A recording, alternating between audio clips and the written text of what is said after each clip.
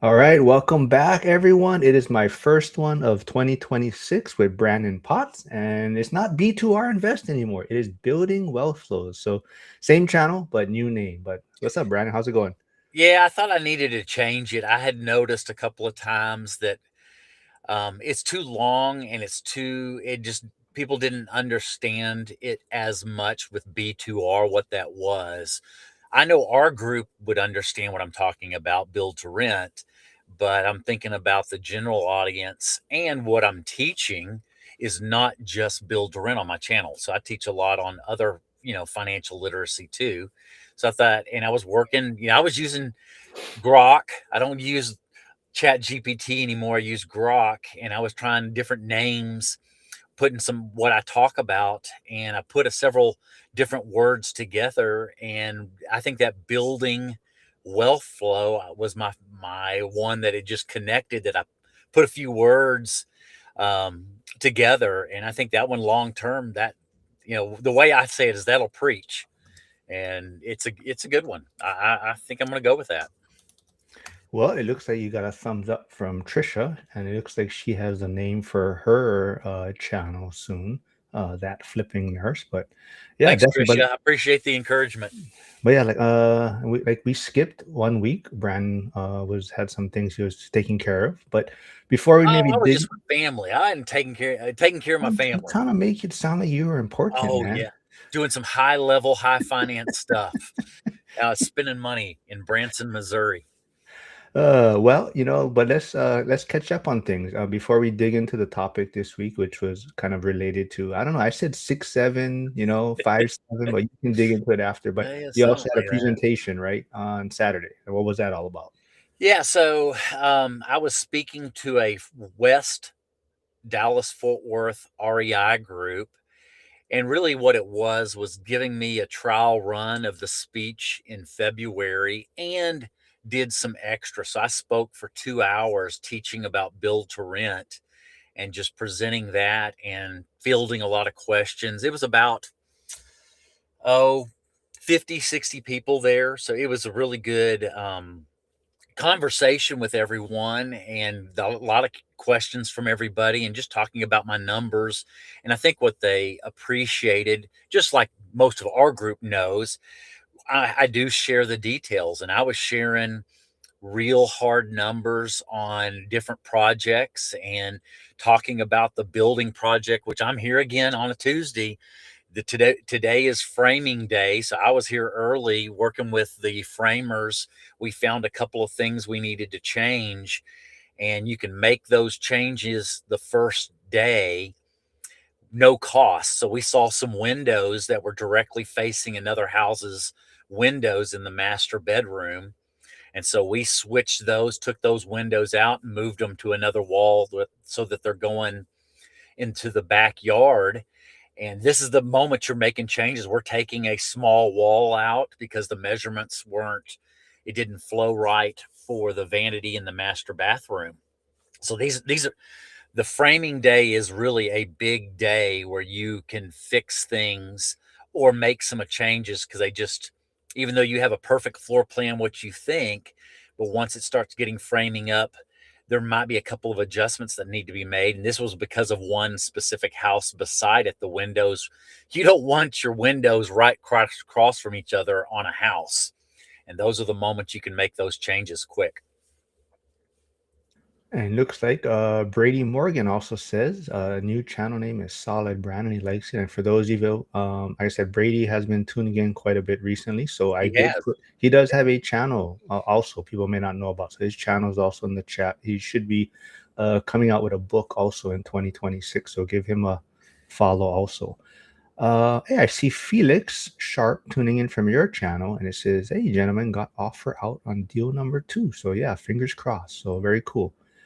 But yeah, let's dig into the topic. And you sent me, you want to talk about 557. And I really wasn't sure what that was all about. So maybe either refresh my memory or It is what I live out. It's kind of a combination of what I've been teaching over this last year and a half into a simple, I don't know, just something catchy.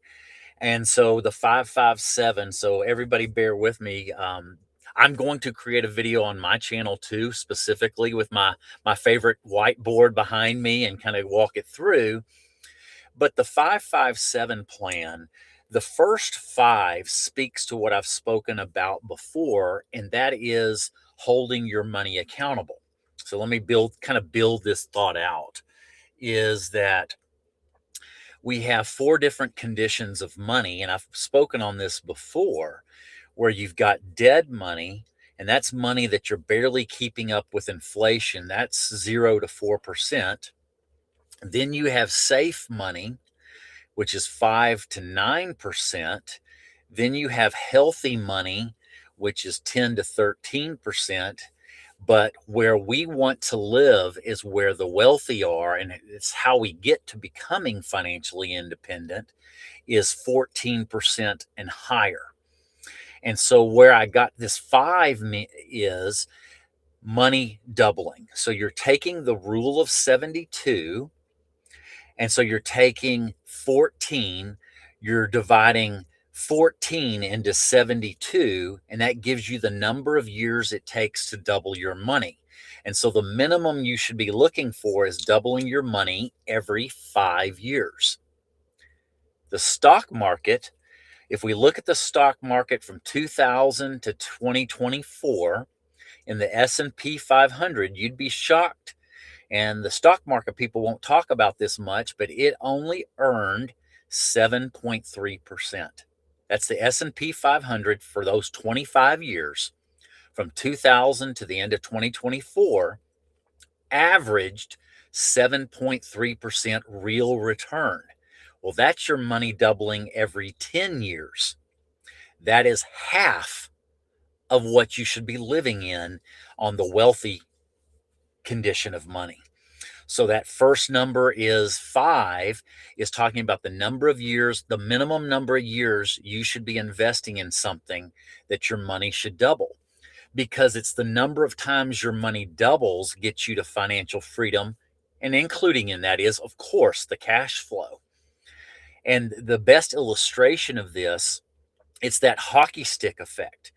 It grows slowly, then suddenly. It's because the magic happens over multiple doubles. If you take the example of a penny doubled every day for 30 days, even at 25 doubles, it's only at I think it's $335,000. But it's those last 5 doublings to the 30th double gets to $10 million. It's very slow. So the way you get to true wealth, having wealth, is your money doubling faster. And so the minimum is 2 times what the S&P 500's been doing. From 1980 to 2000, I'm talking about a lot of my stock brokerage background. From 1980 to 2000, this is the old accumulation method, the millionaire next door. It was working then from 1980 to 2000. Guess what the S&P did?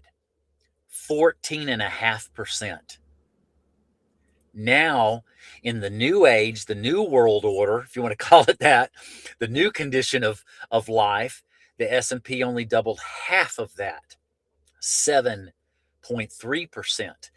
We have to live in the wealthy column, the wealthy condition of money. That's how we get ahead, and how we get to financial freedom is assets that appreciate, and our total return, including cash flow, is above 14%. So that's the first one. What's your thoughts, Mark?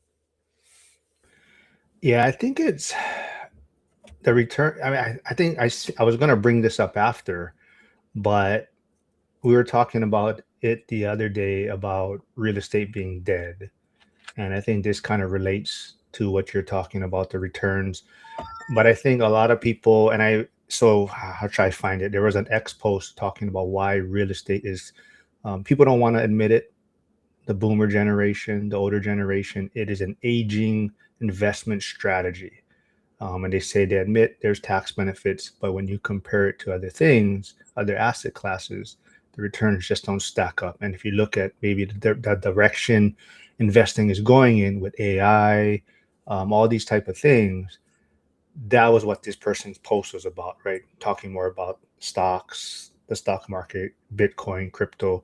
And I was saying that on I think it was on Sunday on the live stream, where I kind of do feel a lot of people do see real estate as being dead from the looking at it from the returns, right? I think they're not seeing all the returns because if you look at most charts, when you talk to people in the stock market world, the only thing they talk about is the appreciation of the asset. And this goes into the second principle, just like you're setting me up for this, Mark, because there's 5 ways you make money in real estate. And they only look at one, they look at the appreciation. And these are all independent. So you've got cash flow number one, because you should only buy that real estate that cash flows. Then you have appreciation. Well, that's what they're talking about. They always measure it against appreciation, but you make money multiple ways. Then you have natural, well, what I say, cash flow, appreciation, principal pay down, because you only buy real estate. Smart money buys real estate with healthy leverage. So then the tenant's paying down, and that's a return on your money. Because let's just say you're financing 25%. You're taking your $1 and you're making it do the work of $4. They don't include that because it blows their whole theory apart. They're using it with no leverage because they can't do, most people, 98% of the people don't use leverage in the stock market. So it has to be their money. Their return is not the same as real estate. And it work in each of these pillars. If they're holding up your financial house, they work independently. And I'll give an example today. So in the last 2 years, my properties have not appreciated. And I would say in the last year, they've gone down. The numbers show about 2.5%. So my value of my properties went down 2.5%, but did that cause my cash flow to disappear? No, I was still making money with returns of 12 and 14% on cash flow, even though the appreciation was down today at 2.5, but over a 10-year period, I know it'll be up. Each of these pillars, when you take cash flow, appreciation, principal pay down, and not paying income tax on it, those are the 4. But the magical one that accelerates it is forced appreciation, which you can do both on the resale side if you're buying under value and you create value in improving it, or the way I do it for the build model, I'm creating instant equity with forced appreciation. They don't include all that. It's that they're seeing it. They just see the appreciation, or maybe it's a little bit of cash flow that they're maybe looking at. They don't think it's sexy enough. But let me tell you, you and I both know the slow and steady, we win the race. And I always say, and you've seen me post that, hard assets outperform paper and digital promises throughout history. It's hard assets that always win. And I'm banking on 2,000 years of history that prove it. I'll get off my soapbox there. No, I think, but you also have to look at, so, the people here, probably majority do believe in real estate. They do.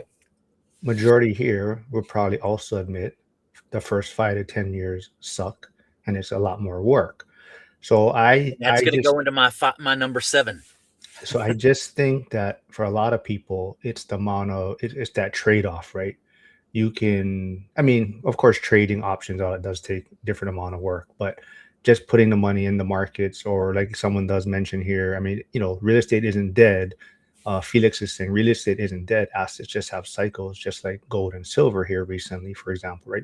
But also Right. even just the ease of purchasing those assets, right? So I like for, I think real estate is just for a lot of people, they see a lot of the negatives, the headaches, and they weigh it against like all the benefits that you're mentioning, and just saying, what is it worth these headaches? And I think that's where a lot of people are finding it difficult to see the true benefits of it.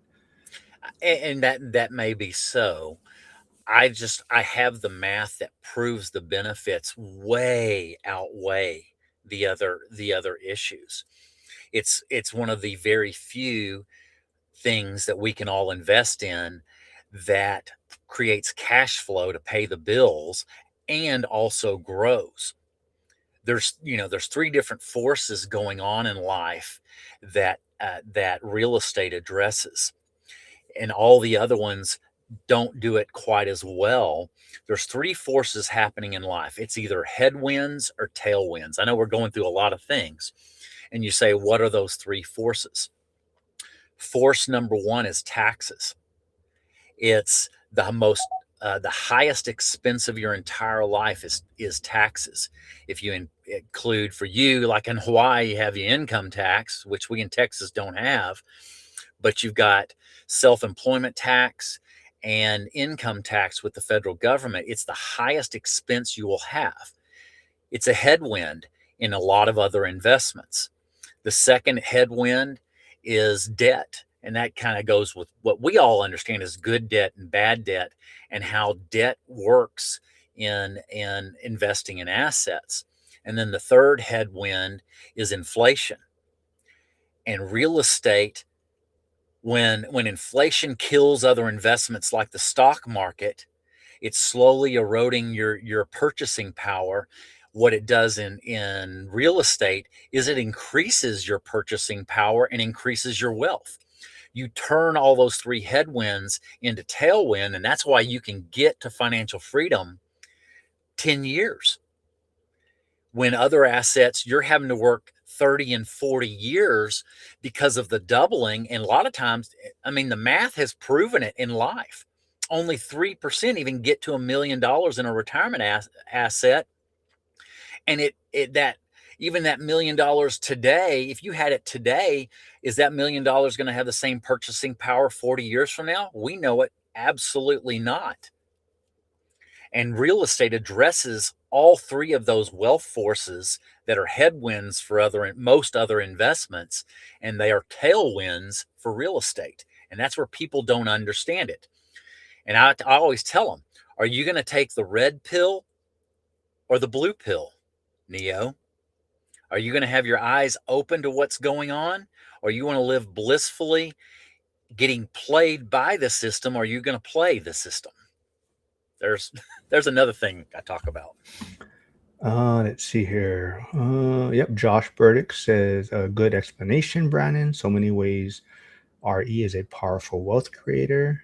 Brady says, great explanation. By my count, real estate builds wealth in 6 ways. I think the one you didn't mention was forced appreciation. When you total up everything, returns are far ahead of anything else. Yeah, so yeah, I think this is probably the. I mean, I'm preaching to the choir here. I do not understand that, but I'm speaking on Thursday morning at a networking group for about 40 people, and I'm going to be teaching on the three wealth forces and talking about real estate. But this group, I'm preaching to the choir. I'm just reinforcing what we all know and why we're doing it. Yeah, I think definitely. So like this is I think what Yasik says. I think this is the big reason why I think I see more people go from real estate to other asset classes than the other way around. I don't know. That's just kind of what I see. You know, a lot of people that probably were on my channel in the beginning because they were primarily real estate focused, and then now I see them kind of pivoting quite a bit. But And this is what I talked to you about. They have a high time preference. And I'm working on an article for school. I've been out on, Christmas and New Year's, but I've got an article. I posted a few articles called Deep Thoughts by Brandon Potts, but I think a lot of people have high time preference. And what I mean by that is they want instant gratification. They want it and they want it now. They're living the Veruca principle. They want it quick and they want it now. And they're always chasing. And what I watch with this group, These peoples are always chasing the next best thing, and they never seem, if you talk to those people, they never seem to accomplish it because they're moving from one investment to the other, constantly moving their money to something else because they want it now, and they're finding out they can't have it now. It can't happen. We know in real estate, like I said, it happens slowly, then suddenly it shows up. And they have this, there's people are being groomed, our kids are being groomed with high time preference. They're wanting things instantly. They went from their attention span, when we were 3 or 4 decades ago, it was 30 minutes to an hour, to now we're down to seconds. They want instant gratification. Toys were made with metal that lasted for decades. Now they're made with the thinnest plastic with planned obsolescence in it to break. That's low time preference. The people that succeed, the truly wealthy, have low time preference. They stay patient and they can wait for a longer period of time. And if you look at the people that truly are wealthy, they have low time preference versus these people always chasing the next best thing. They're wanting it and they're wanting it now. They're the high time preference people. Low time preference are the ones that are wealthy. They are patient and they are methodical, and it happens slowly and then suddenly. We see them after they've reached the pinnacle, but you talk to almost every one of them, it took time. And that goes to my number 557. The 7 is things happen, economies happen in typically 7-year economic cycles. And most investors don't stick it out. They have high time preference. They're moving their money all the time. And it takes at least, I know we talk about 10 years, and I believe in that. It is 10 years. But I've talked about the 7-year time cycles, at least staying in your investment for at least 7 years to get through a full investment cycle, a full economic cycle. And I think most people bail out of real estate for liquidity issues. That's what I've seen over and over again. Either they're too thinly high leveraged, and the numbers are too thin, and they have liquidity issues, and they're having to sell. I think that is a high percentage of people getting out of real estate are liquidity issues. I think on a bigger scale, yeah, a lot of people Yes, that got in. that's what I'm talking about. But I just see a lot of people, even, I mean, I know you're talking the slow game, the long game, but then that's why I see everyone trying to pivot, trying to find the new The shiny newest long object in game. real Yeah, estate, they're in just real constantly. estate, right? Whether it's Airbnb, whether it's rent by the room, whether it's assisted living, whether so I even see people trying to figure out. Oh, I see it within the real estate realm. They're constantly shifting models. So Flavio is asking you though, Brandon, if you have 5 ways to make money on a property, will you do it if you sacrifice one way to make money and is cash flow? So is he saying Hmm. it doesn't cash flow? I think, for example, maybe would you do an interest only mortgage, trade off the principal pay down, but now you're cash flowing, right? So that would be maybe one example of you're taking away Maybe one. that's what he's talking about. Yeah. No, that I would absolutely not. I want all those components of it. Ones I can't control of the appreciation year on year, but the math on 10 years, it always appreciates. So I can't control that one, but I want the principal pay down. That also provides additional security and protection of the asset. So I wouldn't compromise that. That goes to that discussion of the 50-year mortgage that I know I'm right on. Oh, Hey, man. you have all the ability to be wrong all you want on the 50-year, but I know I'm right. Jason Hartman, who was mentioned earlier by Hyder, who said, what did he say? Where did he say it? Real estate is the most historically proven asset class, would say differently about the 50-year mortgage, and he'll agree with me. I know there's debate, but y'all No, have the yeah. ability. You have all the ability to be wrong all you want. I'll let you do that. I'm going to heckle the shit out of you now at your presentation at the ORAD event. I'm gonna have fun with that, but y'all know me. You can choose whatever you want, but the math proves what I'm talking about. Jack Stewart is asking, do you two consider yourself wealthy? If yes, why? If no, what would it take in your mind to be wealthy? Oh, good question. That's a good question. When you see, I had somebody say to me the other day, and I thought it was interesting. They called me a whale, and I just sat there and I thought, man, I am so not that. I'm a minnow. There's so much wealth out there that's beyond my comprehension. As far as compared to typical, I'm doing pretty well. I'll say that. Multiple millions in net worth right now, and that's better than average. But as far as what real true wealth out there, man, I'm a minnow compared to the whales. I would probably fall in that same sentiment. However, I would say wealthy from, I have way more than enough. It's so from that standpoint, it's like, yeah, I'm wealthy, but wait, when you're stepping back and comparing it to, like you're saying, the whales or this, then yeah, you're nothing. But if you look back and compare it to probably the majority, I'm well off. I'm way ahead of majority of the people out there, I would say. Um, Ooh, what about, well, before I get into Jack's next question, Gus is on Instagram, I see, and he was, I guess, chiming in about how Flavio's question about maybe would you trade principal pay down for an interest only payment to increase your cash flow? And Gus is saying, gotta pay down that principal with the rent money for sure. But, and I don't know if you touched on or if you heard Dion also mention it too. So for example, what, in the past, how many years you typically gain more through property appreciation, right, than principal pay down. So would you that's why would you trade off an interest only payment to get a property because it cash flows now? You're not going to get that principal pay Yeah, down, but you're no, going to have I that would chance not. for that And that, appreciation, right? yeah, that comes from my.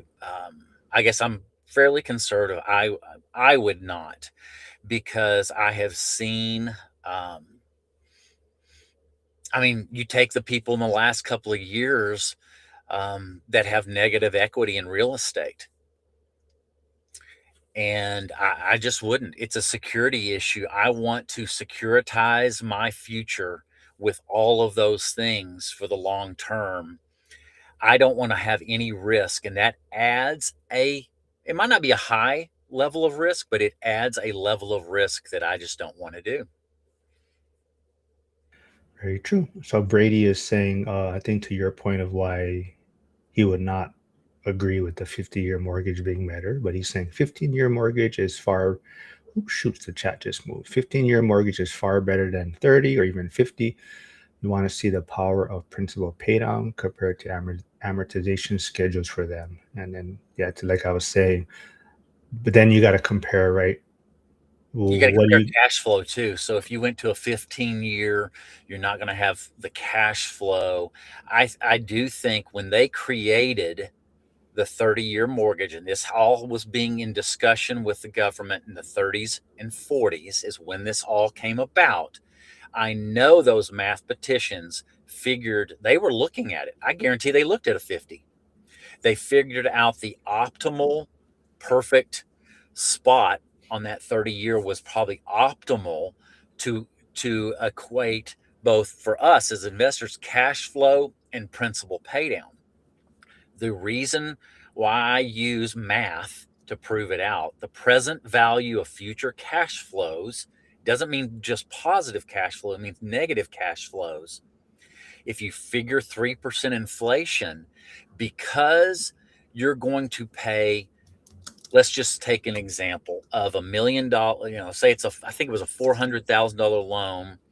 You're going to pay about $1 million in interest, if I've got these numbers right, in the first 30 years. Or no, 500,000. Maybe it's 500,000.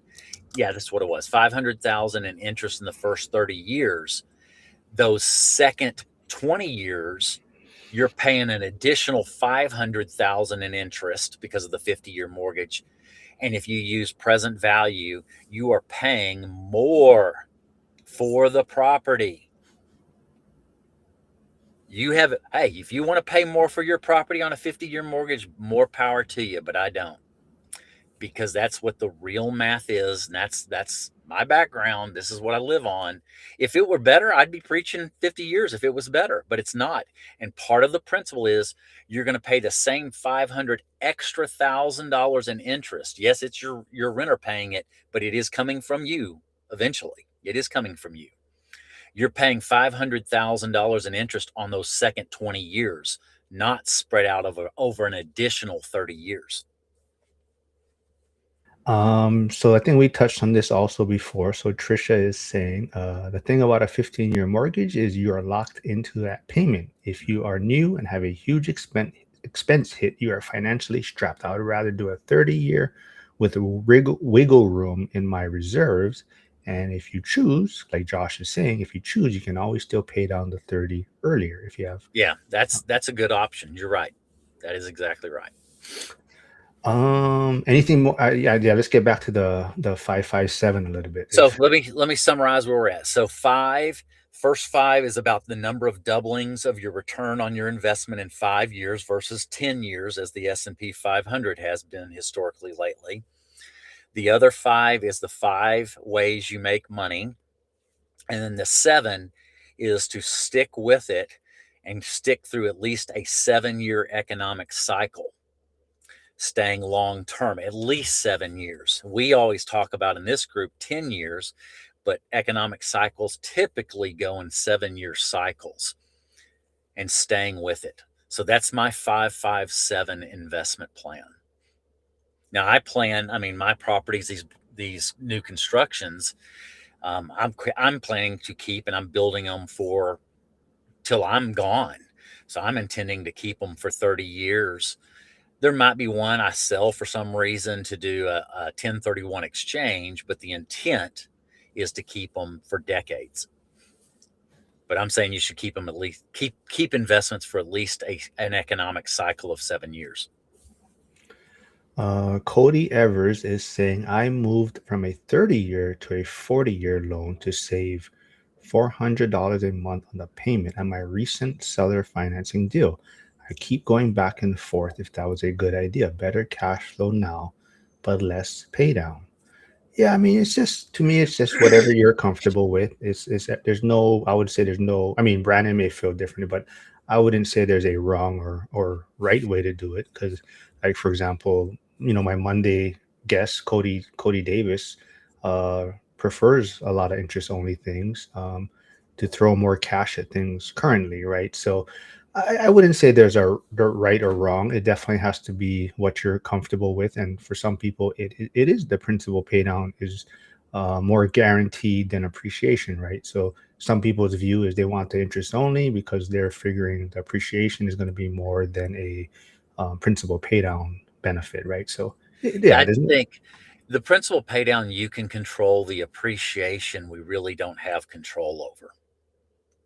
definitely. So that's why I said it's really your comfort level, but I can see a blend in your portfolio, right? I mean, it doesn't mean everything has to be interest only, right? It could be some properties that you're Right. generating more cash flow on, but yeah, it's just definitely comes down to comfort level, and you got to And see that's the what beauty of real estate too, is there's so many ways at it.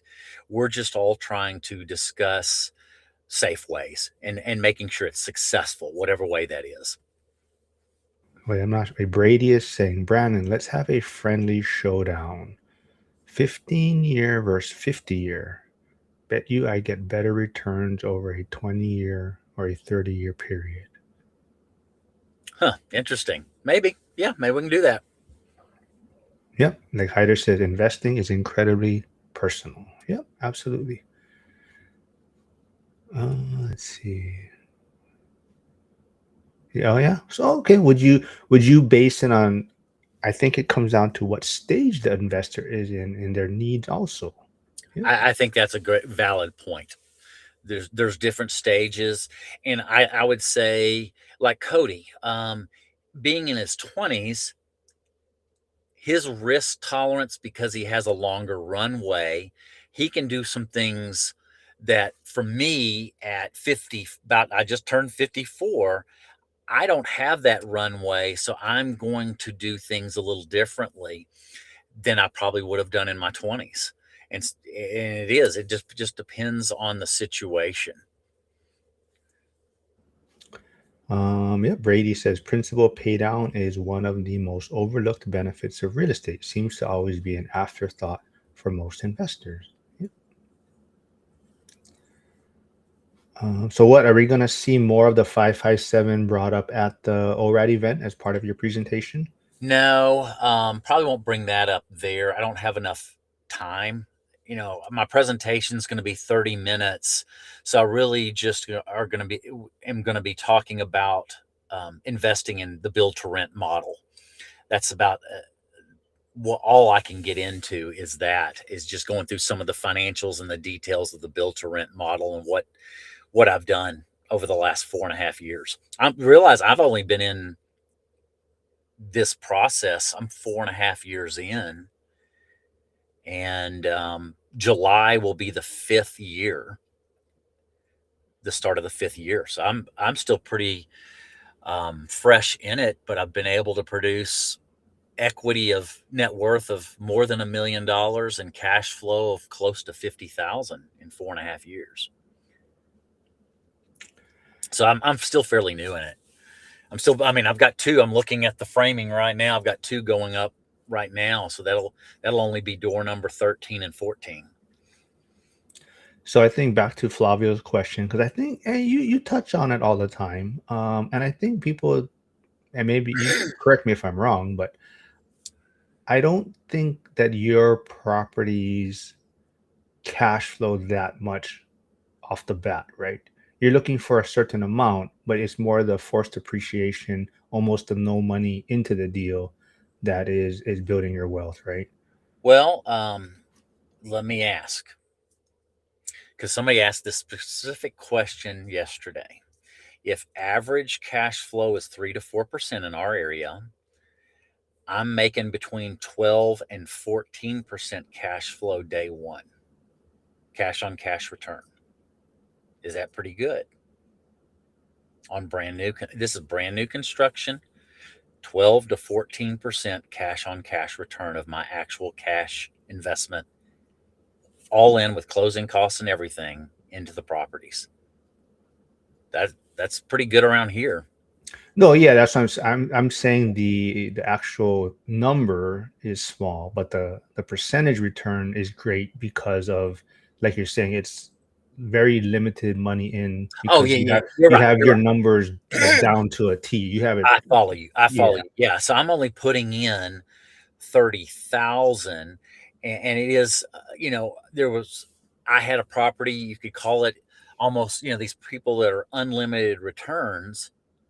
Well, if you put nothing in it and made $1, that's unlimited returns. But is that a great return for you, really? I'm putting in 30,000 and making, 4 grand a year, 5 grand a year in cash flow on 30,000. So I see what you're saying. Yeah, I'm putting smaller dollars in on each single family house. Now my multifamilies, it'll end up being more. It'll be the next multifamily construction. It's going to be between 70 and 80,000 that I'll have of actual cash in it. But these single family houses, it's smaller dollars. Luke Howard from your channel looks like they're saying, as a 22-year-old, I can't even remember being 22, but as a 22-year-old, how can I prepare for a portfolio of building to rent properties? Thank you all. I think first is you probably need to get a builder to help you build the first one. You're gonna have to. There's several steps. You're saving up that money because the bank's going to. The reason I've been able to do some of these is because I have experience building, and so the first time you're doing it, you're probably going to have to save up a little bit more, and they're going to expect some money down. Say you were going to live in it. Let's just say it's a duplex. Let's just use that example. So you're going to live in one side or in one room, and you're renting out rooms on your side and renting the other side. They're probably going to expect 25% down on the construction, but then you can refi it into the permanent. If you're living there at 3.5% down, you'll get that money back. So that's probably what's going to logically happen because of just the time frame and experience. You're going to have some money into it in the construction piece with a builder, but then you can probably get that money back on the refi once it's completed and only have 3.5% down. Brady is saying, I wish I started this when I was 22. I'd be retired already. Me too. Gus, who's watching from Instagram, is asking, for this rent to build model, year one, what was cash and building value? And year five of that same building, what would be cash and value of the building? The only one I can give example of the very first one because that's been 4.5 years in. So we completed that one in what was it, 21? Sorry, I need to get something to drink here. Too many speaking events. I know it's been. So that one cash flowed at around $1,000, $900 to $1,000 back then when we first got started. That back then the appraisal came in. I built it for $447. The appraisal came in. I'm thinking back around $575 when I finished that one. Today we're running cash flow on it of around $1,300 a month. It got up to $1,500, but rents have come down a little bit, so we're back down closer to $1,300. But the recent appraisal on it came in at $715,000. That's the only one that's I've had for now 4.5 years. These single families that I'm building right now, I've got 30,000 in it. I'm building them. The recent builds from this last summer, I built them at 207,000. They appraised at 262,000 with 30,000 in, and I'm cash flowing around $350 a month. Charles, well, before I bring up Charles's question, I do want to say thank you to Charles and Carrie. I don't know what this is supposed to mean, but they sent me this for Christmas. I guess her students made this, if you can see. Yeah. So I hope her students got, she better have given them A+. Sketchy Hawaiian, that's great. I don't know what she's trying to imply or what she's telling these kids about. That's funny. But Charles is asking, Brandon, are you planning an accelerated pay down of your debt? At this moment, not. I've thought about it. I know even I think Coach Carson recently spoke about it. Maybe down the road, but while I'm still in growth mode, I need that cash to finish out my number of units of 22. If I'm completed with the 22, I might look at that, or might look at focusing on one to get, if I'm going to keep all 22, I would like to have a couple, 2 to 3 completely paid off. That, and then because I'm looking globally at my entire portfolio, securing it even that much more and creating cash flow. So at this moment, not right now, because I'm still in growth mode of deploying that capital into new projects. But once I'm completed, I might consider that. If I'm not retired, I might consider that. It is actually, Charles, it is on my mind. I'm just not there yet, but it's something I'm gonna look at in the next few years. Trisha is at saying, is it hard to put duplexes on infill lots around single family homes? What does the zoning issues look like? Yeah, if you've got single families around it, most cities won't allow it. It's called, and if they did in the past, it's called spot zoning. The cities are getting away from that, where they're doing these master plans. The method, the thought on it is you want single families in a certain area. The transition then is into small multifamilies, is the next zoning besides single family, and then it's higher density. Then it's down the road. It's industrial. So you don't put all those beside each other. It's a transition, and then commercial's another zoning. Usually with multifamily and duplexes in most areas are considered multifamily. It has an area where it's being zoned, and a lot of cities have master plans. If you can look at it on their websites or talk to the city, they have a 30 and 50-year master plan. Most of them do, and you can see where they're zoning, where they want to eventually have multifamily. And if you flow and find properties in that area where their master plan is, they're going to be more open to allowing you to be zoned multifamily.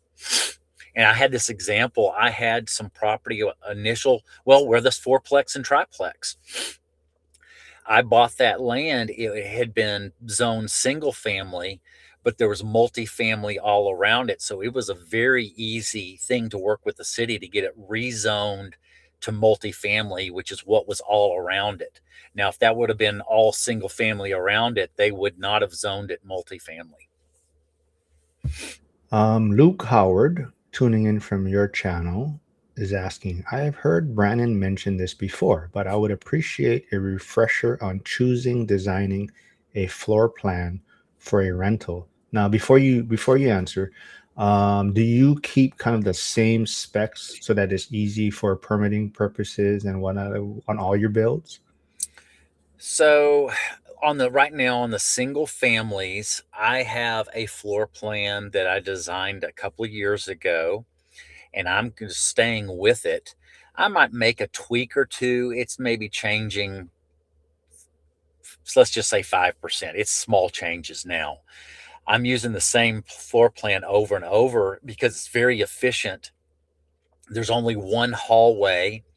It's a split bedroom design with the major living areas in the center, with the living room, dining room and kitchen, and then the masters on one side and the other bedrooms and bathrooms on the other. These are floor plans of 1,400 square feet. On the multifamily, the very first one, and I'm going to talk about this at ORAD event. I've got slides at the end where I have what mistakes I made and what I learned from every build. So you're learning even today. I mean, I'm making an adjustment on the framing today, this morning, with the framers right here. I'm making little tweaks because of where the windows are. But my multifamily, I've got a townhouse style now that I've designed, and I'm going to tweak it on the next time I build the next multifamily, which I've got a lot that in the next 2 years I'll be building. I'm still having to tweak it because that was the first time I built that townhouse style. I draw them up myself on graph paper. That's just what I've done all my life. I've drawn every build that we've ever done. I was the one that gave the builder the floor plan because I look at hallway space. I know spacing that I've learned over the years. My parents built all of our houses. I would look at back then they called them blueprints, but I would look at them, and you learn spacing, and you want to design a floor plan with minimal as possible hallways that you can do. because hallways, in a sense, are useless space. And if you can eliminate a lot of those hallways, it makes the floor plan feel and function bigger. Do you know who Luke Howard is? Do you know who this individual is? I Or am not certain. No. well, how can Luke Howard connect with you if they want to get a hold of you? Go to my YouTube channel and then look in the details there. They can message me, and then we can have conversation on it. All right. So Luke, if you're still there, if you want more information, go reach out to Brandon, and he'll be in Vegas speaking in February. So if you're in that area, you can also check that out. But Charles is saying, I think talking about the debt pay down, it's an old guy thing. I'm with you. Everybody's got a different plan on financing. I'm teaching what I feel is a good principle, and my perspective today is a lot different than when I'm in my 20s. I've learned a lot of things. I've seen a lot of things. I've seen a lot of people lose properties, and so I am in it. My runway is short, and I've got to get it right now for me and our family. And so I'm pretty conservative, and y'all know that. But Josh Burdick is asking, are you able to build all year, or do you have a building season? yeah, that's a good question, Josh. We're here in Texas, so we're able to build year round. I mean, there's rainy seasons. We haven't had rain here. It's been pretty dry for the last couple of months, but usually February we'll get into some rain, so we'll be dried in by February.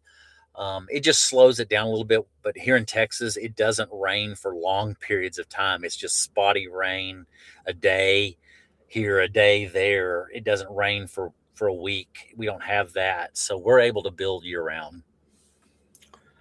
I just want to remind everyone, Brandon is also streaming live now, so you can always go jump over there and subscribe if you haven't yet. Hit the like button on his live stream He also. doesn't want to say that. He's saying that begrudgingly because now I'm ahead of him on subscribers. He is, man. I don't know. It must be all those boomers following him. I don't know That's what it. it is. That's it. But also Brady Morgan's channel is here, and he's been a regular Yeah, Brady's follower got a recently. channel, so he and Yeah, I are going to have to connect. yeah. Go check him out. He's like I said, he's gonna have a book coming out soon. Like Brandon is supposed to, but I don't know. Brandon. Well, let me talk about something. There is a new book out, and I mean legit. There is a new book out. I don't have it with me. I just purchased it 2 weeks ago. I emailed the author and I said, buddy, it's like you took my notes. And I mean that. I mean legit.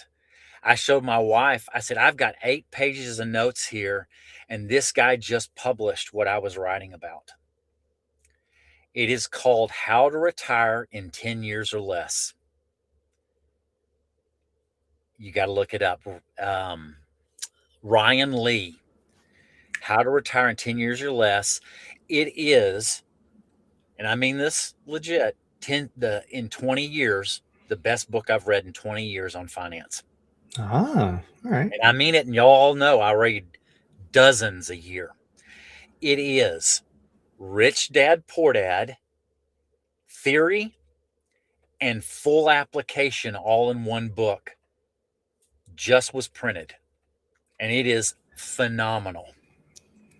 All right, Brady, you hear that? You might have to see what that book is all How about to also. Retire in 10 Years or Less. It's a green book. He does reference, I guess he knows the Kiyosaki group, and he knows Ken McElroy. He was on Ken McElroy's channel. Hmm. This is how I found it about 2 or 3 weeks ago. His book was in the background. They never referenced the book, but I saw the image of the book in the background and Googled it. It just came out.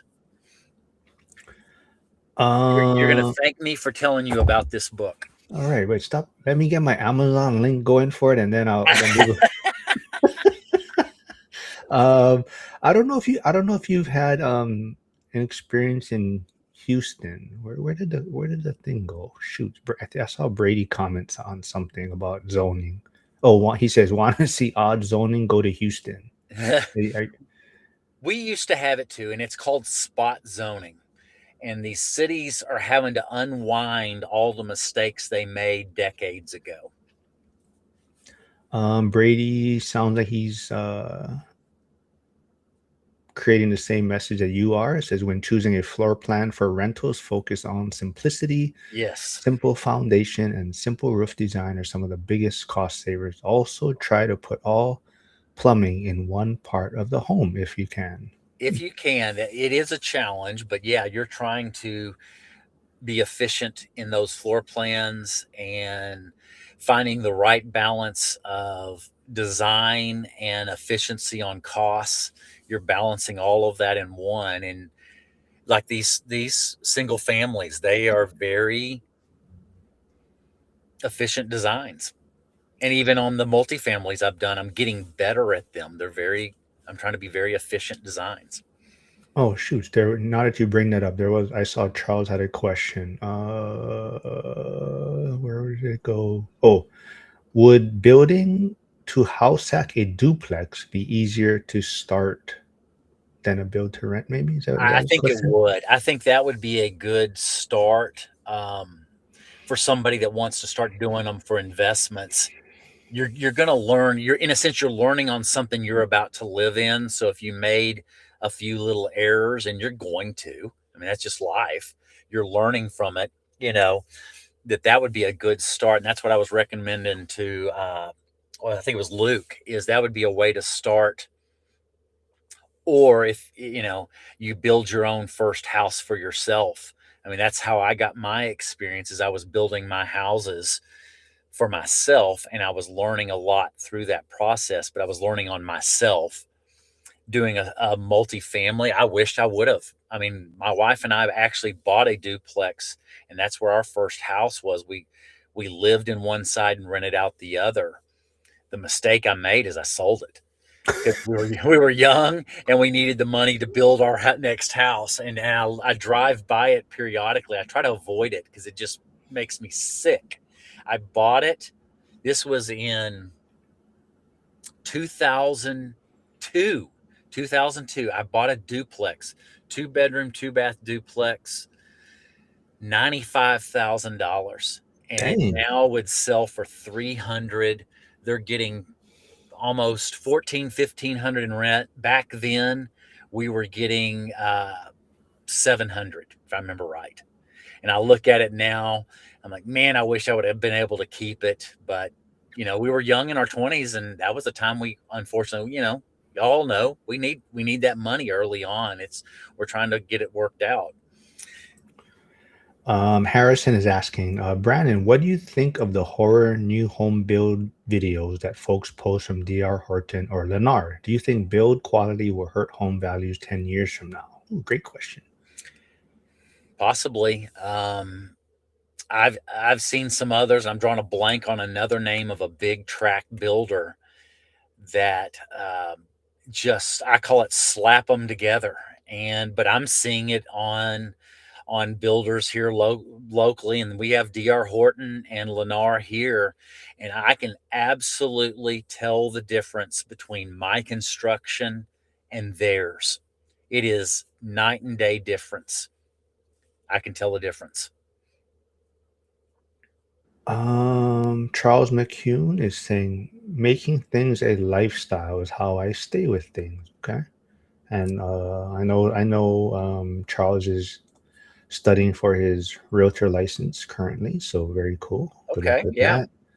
Oh, Cody, I'm not sure if you know, Cody Everidge is asking, is that book on Audible? Do you know if it's on Audible? It might be, because it's on Amazon right now. If Mark wants to put that link, I'm not trying to do affiliate stuff. Um, but Cody, just it is wait to me. I'll excellent. put it in our I would group. bet it might be, but it was just published in the last few months, so it's a 2025 publishing. Now, y'all are gonna laugh at me. I am a book connoisseur,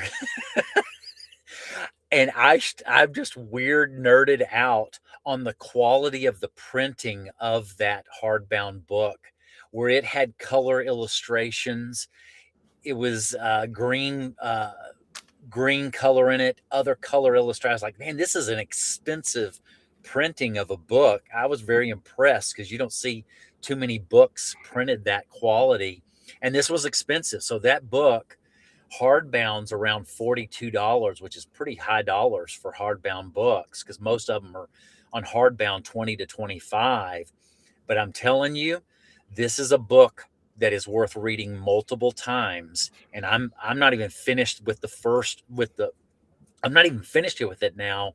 I'm about 180, 185 pages in, and I have almost every single page with highlights, underlines, and notes written on it, page after page of 180 pages in. This is one, there's so much there that is solid that I'm going to have to read it again. And y'all are going to see me start teaching. He just I wrote some of this. I literally had some of this in my writings. He just worded it better, and I'm going to be teaching a lot on that. And that's what I was talking about, the three wealth forces. I don't fully do all of his development. He talks about four. I don't think there's four. I think there's three. And I'm putting it all out there, and I'm teaching it because it's what I was writing about too. Trisha is saying I'm 56. Book sounds right up my alley. Josh Burdick says he's gonna check Trisha, it you out. will love it. You'll thank me. You want this weekend, and you'll be devouring it. And like I mentioned, Brady Morgan is also coming out with a book, hopefully this year, I believe he said. But he wants to know, what is the main concept from the book, Brandon? Or I think he's talking about the book that Yeah, not your book that you're writing, the book that you're talking about. it's talking about how to reach financial freedom outside of Wall Street, and how the wealth forces of he does talk about inflation, taxes, and debt, but those things, the typical middle class, it's working against them, and that's why it's taking them decades to ever even get close to financial freedom versus what we're all doing in real estate. We get there using the power of those forces to get there faster. Luke asked a comment that I want to bring up. He's talking about build quality and how do you vet builders. I had this question this weekend. And maybe in your area there are builder associations. These the builders I'm using, these are smaller builders that he's building 5 to 10 houses a year. The other way you could talk to people if you don't know them, a lot of mortgage lenders and bankers. If you work with a bank, they'll tell you some of the solid builders in the area that you might want to get in touch with. That's another place to explore, but there's builder associations too.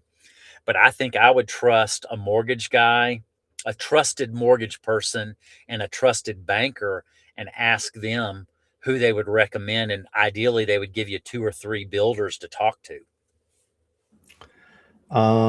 Before we move on, I want to make sure, Luke, please jump over to my channel and subscribe also, since apparently Josh subscribed to Brandon's channel just now. But everyone also go check out Brady's channel and subscribe there. I'm sure he's going to be Brady, coming you out. and I are going to connect. We'll connect here soon. I mean that. And then he is Andy is saying he doesn't see it on Audible yet. That book, it was So published. it might be too early, so maybe Yeah. not. Published in September of 2025. Let's see, is there any more we can wrap it up with? I think that was it for today. I mean, anything else you want to touch on before we wrap things up, I guess? I think that's most of it. I'm going to get back to the framing and see, do some more filming. I filmed a little bit this morning, and I'm going to film some more here in a minute. And unfortunately, I forgot my mic, so it's just going to be off my phone. But it is what it is. But walk through the framing, walk through the chalk lines, because they're only doing one of them at the moment. So I was able to show. Have y'all ever heard of snapping lines on a foundation? I have not. Well, I filmed a portion of it and explaining what snapping lines are. Before they begin framing, they're snapping all the lines for all the walls. And so you're able to then, you're measuring things and making sure they didn't either put that wall in a wrong spot and you're off by 2 or 3 inches or 4 inches, you know, whatever it is, they snap lines on a foundation to make sure it all works based off the floor plan. So I filmed some of that, and then I'm filming them initially framing and some of the changes I made this morning. And now I'm going to go film talking more of that change because they've got that wall framed up of the changes I made, and I can explain why I made the change. Quickly then, we'll wrap it up with Joe V is asking, Brandon, who are you cheering for, the Bears or the Packers? And everyone here, put your response in. The Bears and Packers play Saturday, first round of the playoffs. If you want to be on my channel again, you better say the right team. I probably won't even watch it. Yeah. I mean, how's that? There's a non-answer. I feel like a politician there. Brady says, looking forward to chatting more, Brandon. Sending copies of his book, should be published in the next week or two. Just considering some last minute changes. All right, very cool. Yeah, we'll get you on the channel at some point, Brady. Yeah, I think so. I think I might. Even though I'll get with you, Brady, probably later this week. I'll send you a message and we'll connect and visit. All right, man. Thanks for doing this one after the new year. It's good fun catching up. Just remember that 5-5-7 plan of why, and I'm going to get it deeper in a video on my channel here soon. Yeah, Jack did mention he can see people, the teeny bop or the kids going 5-5-7 now. That's going to be the new thing instead of 6-7. Yeah, I bet so. All right, everyone. Thanks for tuning in. It was another fun and informative one.